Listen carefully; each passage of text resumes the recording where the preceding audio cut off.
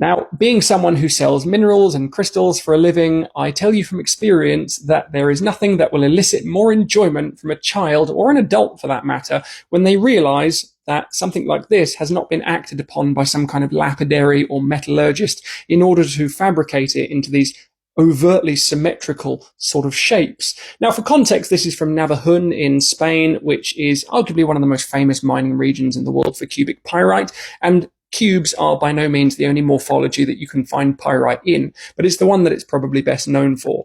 Now, this is iron sulfide, or fool's gold, that you might also sort of casually refer to it as, and it is the natural amalgamation of iron and sulfur on the periodic table.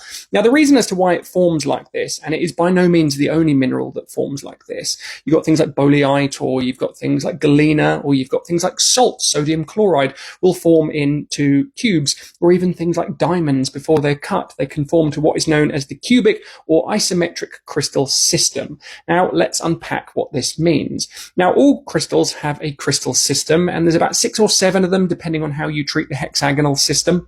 We've got things like trigonal, we've got hexagonal, monoclinic, triclinic, etc. Now, the one that's probably the easiest to remember is cubic or isometric. Now, these terms are interchangeable. You can just pick your favorite, although cubic is probably the easiest to remember, but can be somewhat deceiving, because although it has a cubic crystal system, does not necessarily mean it has a cubic morphology, and I will get to that.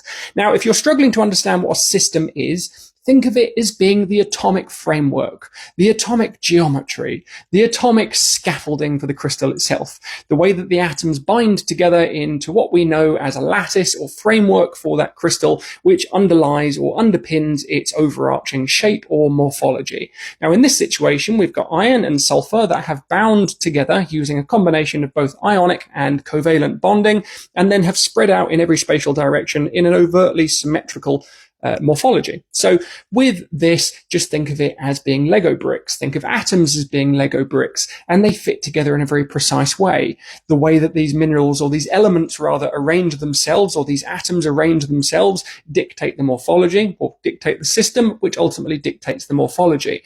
Now, this is fairly straightforward. It's just iron and sulfur. It's more or less a very straightforward chemical composition. But when you get into more complex minerals like garnet, which also has an isometric or cubic system, sometimes these tend to form into dodecahedrons, for example, or trapezohedrons. I always fumble on the pronunciation on that word.